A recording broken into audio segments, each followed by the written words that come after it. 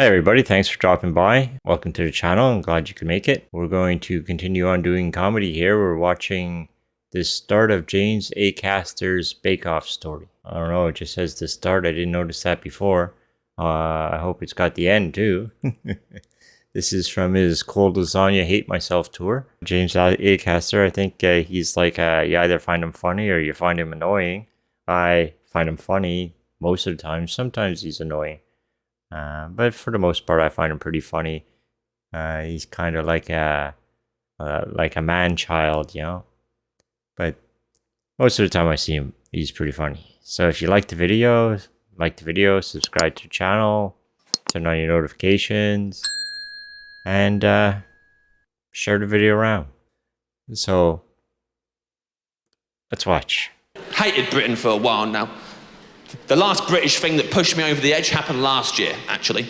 September. I'll give you a bit of context before I tell you this story. Start of this story, I haven't slept in 36 hours and I got the worst jet lag of my life. That's very important details so you understand my behaviour throughout the story, right?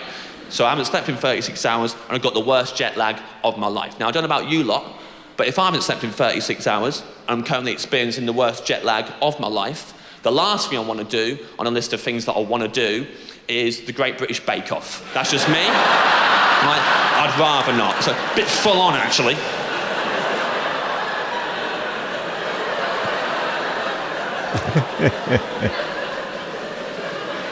Now, I've given you context there, haven't I? And I gave that context multiple times on camera. So many times in that tent, I kept saying it. I haven't slept in 36 hours. This is the worst jet lag I've ever had in my life. And they cut all that out the edit. And made me look like a freewheeling madman fucking up for no reason. Zero baking experience. The amount of times I had to ask Ryland for help was frankly undignified. And then I got to make flapjacks, which, spoiler alert, I made porridge, by the way. It's a disgusting porridge. The only consolation was that I knew contractually Paul Hollywood had to eat it.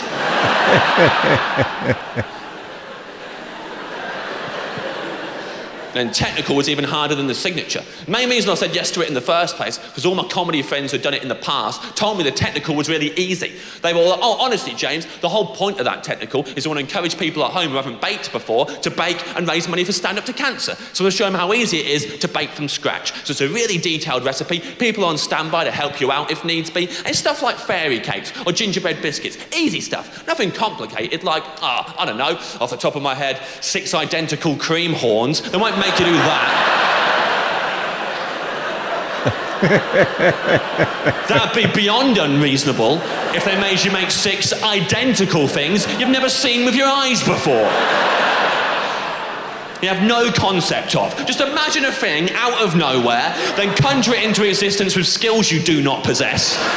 Then replicate that 5 more times to competition standard, please.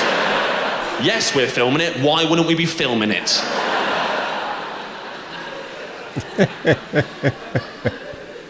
And at this point, I was crashing hard. It's 40 plus hours no sleep, and all the way through the signature, I was necking black coffees one after the other. I know that doesn't sound like a tough guy move. A little bit more context for you. Way back in 2013, I completely cut caffeine out of my diet. So for 5 years, I'd had no caffeine in my system whatsoever. And then, and I don't think many people have said this sentence before, I fell off the wagon during Bake Off.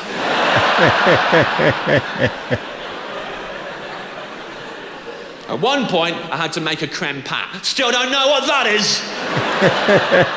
That's all the recipe said. Make a creme pat, like proper Bake Off prison rules. May as well have said ha ha ha after it. I know I had to stir custard for it, and I also know that everything I'm about to tell you didn't make the edit. None of this was broadcast, and I know that because I stirred that custard for 45 minutes. 45 minutes, I'm pretty sure, is roughly the length of an entire episode of Bake Off. I don't think the whole episode was just me blacking in and out of consciousness while nothing happened to some custard. That's 45 minutes of my life, and of a cameraman's life. The same guy was putting in a shift. That was all the footage he got for 45 minutes. He couldn't intervene because of David Attenborough's code or whatever. Even though he morally objected to it, he has to let it play out. At one point, they sent a producer along behind the cameraman to ask me some questions to get some more energy out of me. She's like, "Hey James, what you got in that tin over there?" "What's in the tin, mate?"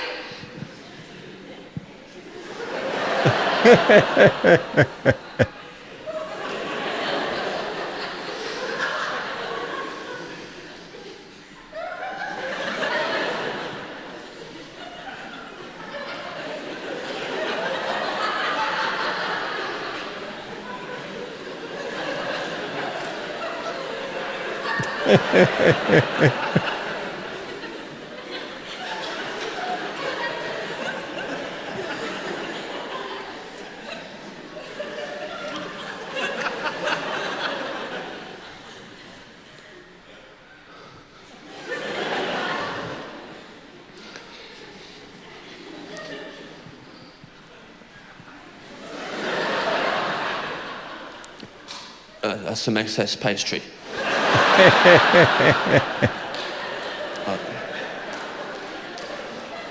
I rolled out too much pastry earlier. I had to cut some of the pastry off of the main bit of pastry. I was gonna... Your bin's too far away, actually.